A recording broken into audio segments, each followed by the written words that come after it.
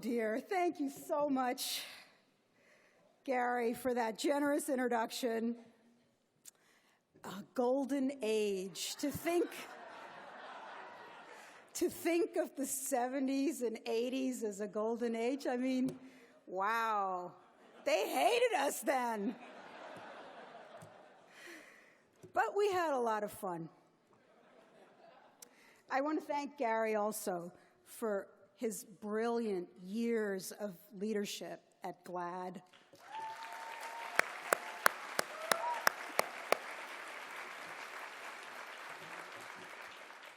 To be acknowledged by those one respects is the highest tribute, and I'm grateful to the board and staff of GLAAD for this recognition. Thank you. I share this recognition with many of you in this room tonight who taught me so much. So many people here who I have worked with, so many people who taught me how to organize, how to think smarter, how to be a better lawyer, how to just be a dyke. So thank you.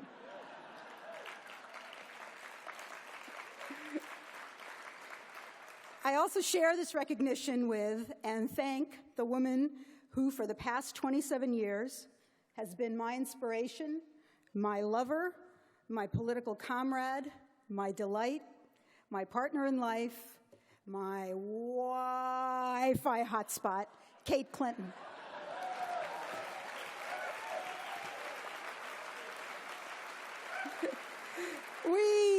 We can't bring ourselves to say the word wife. Sorry. It's fitting that we gather tonight during Diwali, a Hindu festival celebrating the triumph of knowledge over ignorance, of righteousness over evil. And I wish all my South Asian peeps in the room a happy Diwali, and all of you too.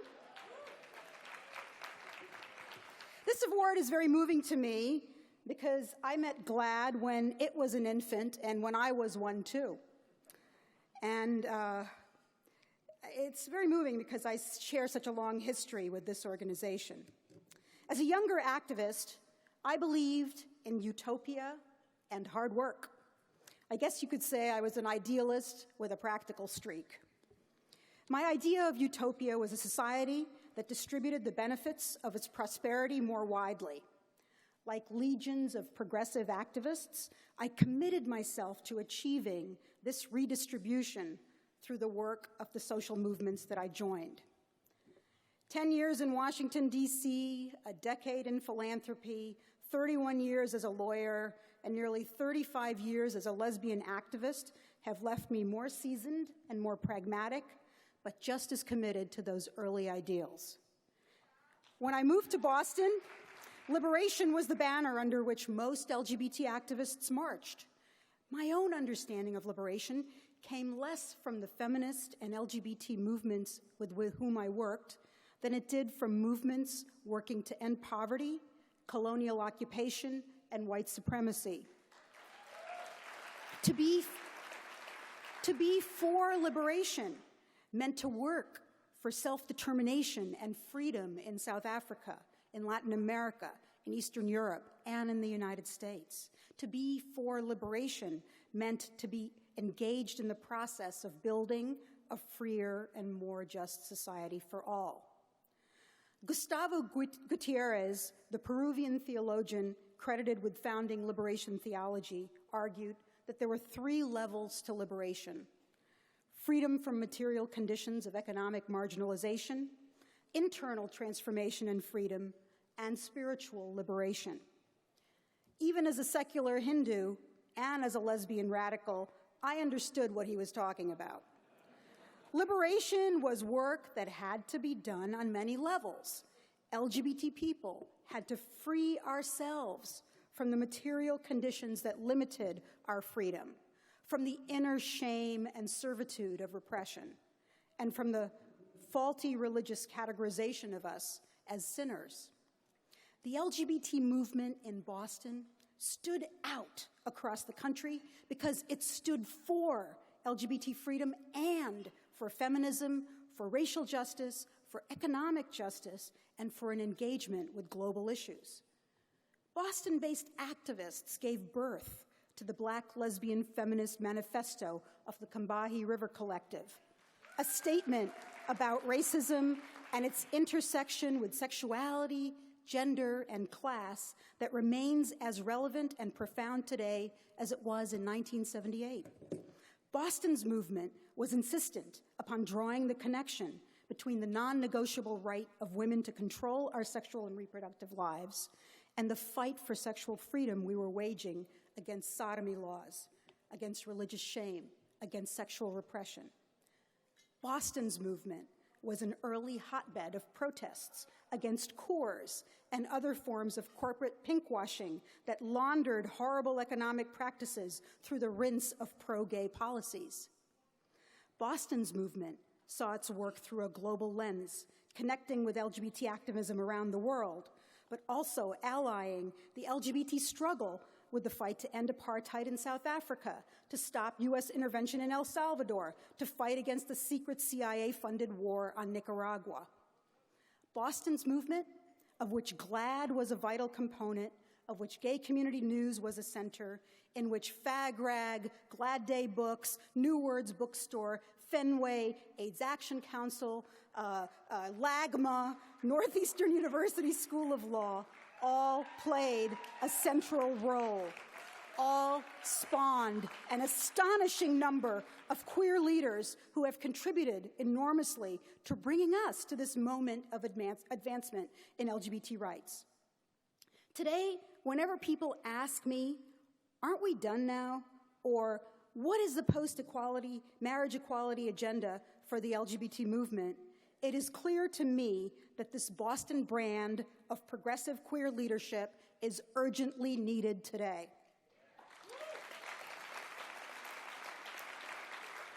The question facing the LGBT movement today is not, should we fight for LGBT rights or LGBT liberation? We have clearly done both.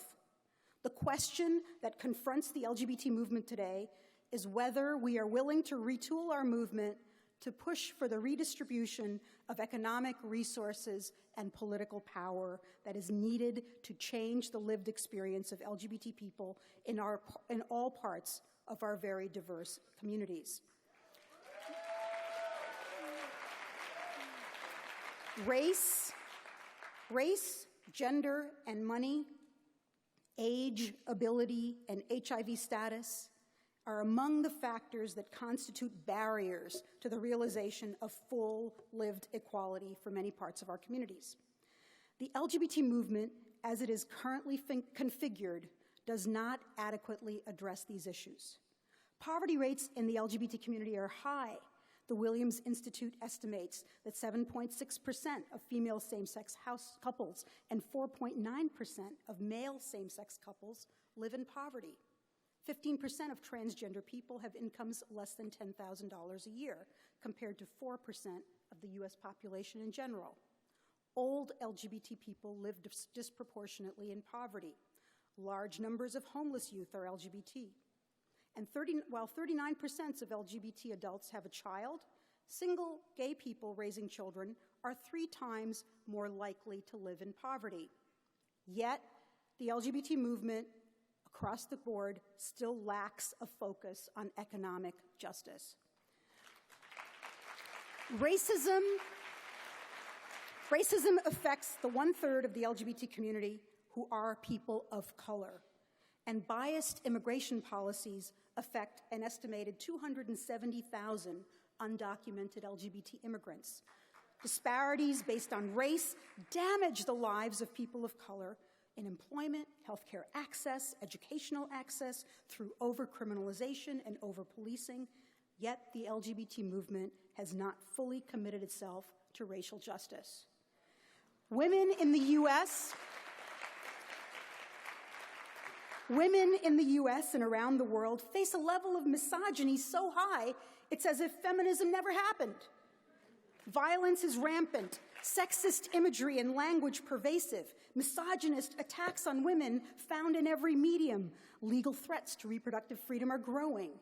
Yet the LGBT movement does not effectively champion women's equality, even though it affects 50% of our own community. Gender nonconforming and transgender people experience the most extreme forms of discrimination in securing housing, employment, healthcare, and are 4 times more likely to experience unemployment and face persistent violence and harassment. It's amazing what GLAAD does, but GLAAD remains, I still see trans rights have been too slowly embraced by many LGBT organizations. Police profiling of LGBT people of color, especially transgender women, is absurdly high. 5% of respondents to a recent Lambda Legal survey reported that they had spent time in jail or prison. And despite the passage of the Prison Rape Elimination Act, the Center for American Progress reports that LGBT people are 15 times more likely to be assaulted in detention than those in general population. Yet criminal justice policy is not a centerpiece of the LGBT agenda. This, and so much more, is what is left to be done beyond marriage equality.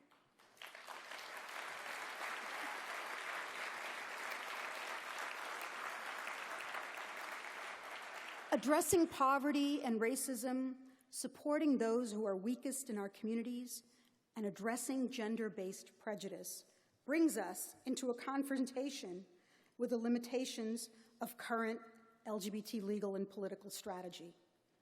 Our work does not effectively enough confront the limitations of our economic system, which is producing profound inequality, nor does it refute the dominant economic ideology of our time, market fundamentalism.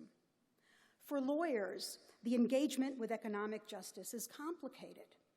Constitutional law has not been a very successful tool to use to achieve economic redistribution. Even more profoundly, lawyers serve as the principal structural enablers of capitalism. We draft its laws and codes. We implement its legal structures. We write its contracts. We plan its trusts. We administer its estates. But that is why I know we can be effective in its transformation. We all in this room believe in the power of law as a force for dramatic social good and for social justice. We have leveraged its power to literally save our lives. But do we dare, as lawyers, as successful business people, as comfortable middle-class people, as a thriving movement, do we dare to use our considerable talent and resources to fight for the redistribution of power and resources that is needed in our time? We are told we have no alternative but to submit to the structural inequalities produced by the present form of capitalism, that it is the best, the greatest, the most efficient, the most wonderful mechanism to deliver freedom, rights, justice, joy, and happiness. And yet, this system is producing so much inequality, so much misery, so much instability, so much violence, environmental destruction, and disparity, that we all wonder in the privacy of our homes how our world will survive. We are told that wealth creation is more important than service provision. Yet, we are a community whose needs cannot be met through austerity. We are told that reducing taxes on wealthy people is necessary, so we cannot afford to take care of our elderly, to educate our young, to provide low-cost, high-quality health care, to invest in clean and renewable energy, to reverse environmental degradation, to produce vaccines for poor countries. These tropes, my friends, are utter and complete nonsense. Nonsense. They are nothing more than tea-hottest propaganda. Tea-hottest propaganda, meant to divide and conquer. And the LGBT movement must oppose this pessimistic ideology with all its generative energies. A more responsible economic order is possible. A double bottom line that considers social benefit and not just private profit is the calling card of a new generation of business leaders and activists. This socially responsible economic paradigm is within our power to achieve if we have the willingness to fight for it. That is why the jihadists are trying to restrict voting rights. They know that the new American majority of young people, African American and Latino voters, LGBT voters, and progressive women and men of all backgrounds can win a new world through our political participation in every single election. Equality is not the finish line of our work. It is the starting point of our new era of LGBT activism focused on economic, racial, and gender justice for all. Let the wedding bells that ring serve as a clarion call to this new wave of LGBT activism through which we will secure the extension of the spirit of justice which we celebrate tonight for all people. Thank you.